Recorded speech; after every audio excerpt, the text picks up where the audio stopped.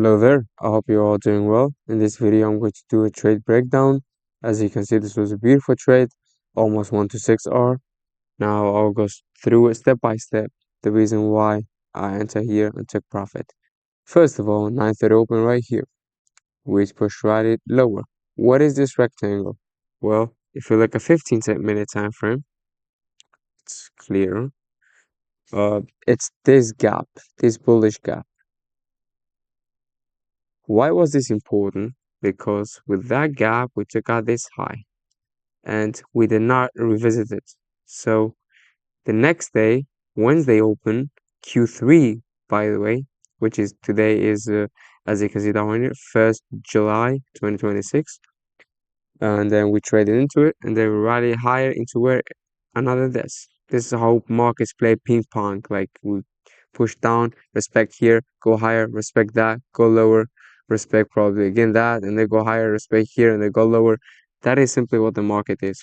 Now, let's go back to our trade. First of all, I mean, of course, that was important. Why? Because you have to look at through the bigger picture, guys. You have to look what the markets have to do, before market open. Do your analysis, do your annotation, etc.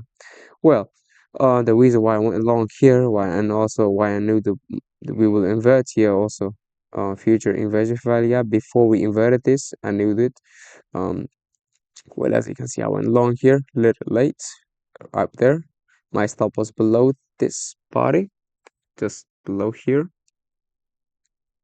All right. So as I saw that the candle prior to that, we had micro SMT with ES. Let me show you guys in E what happened to ES. This is ES and Dow Jones. This is S&P 500 and this is Dow Jones. Pay attention. We formed the low 935. This low. This is our low. Same thing, 935 on S&P 500. There is no SMT. However, on Dow Jones, we have an SMT. Dow Jones made lower, low. On Dow Jones, you made a low 936. We made the low. Now that is the first confirmation. Second, if you pay attention, this is micro SMT or intermediate SMT. This is not external SMT. Like this is within the market, within the dealing range, so to say. This one we made lower to this. We took out this low. All right. However, on S&P we did not.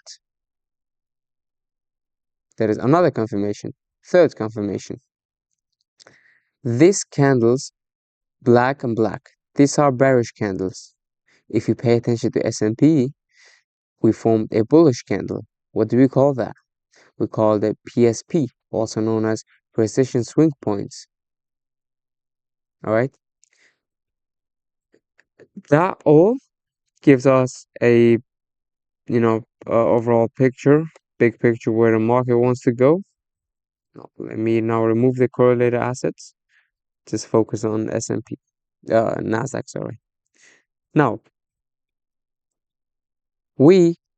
as you can see, this high, we close the body just enough to close above the first presented fair value gap. This is our first presented fair value gap.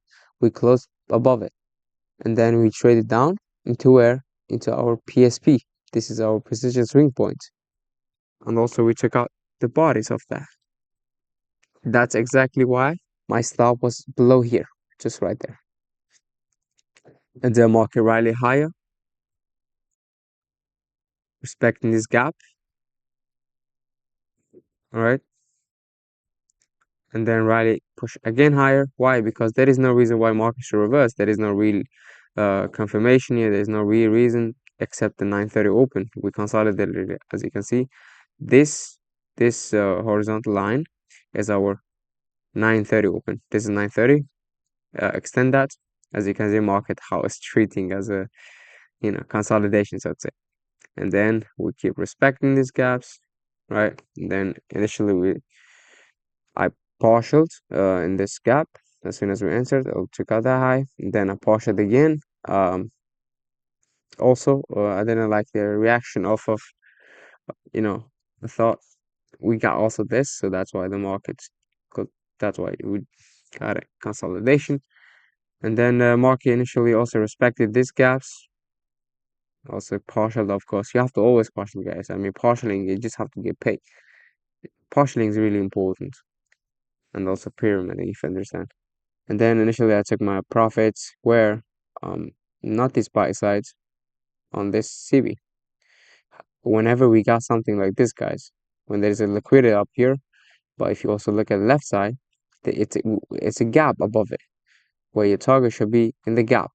Exactly. As soon the market tops in, market went rolled over right there, and then market however rolled over. Some people even took trades, like they went short right here, and they targeted, yeah, somewhere.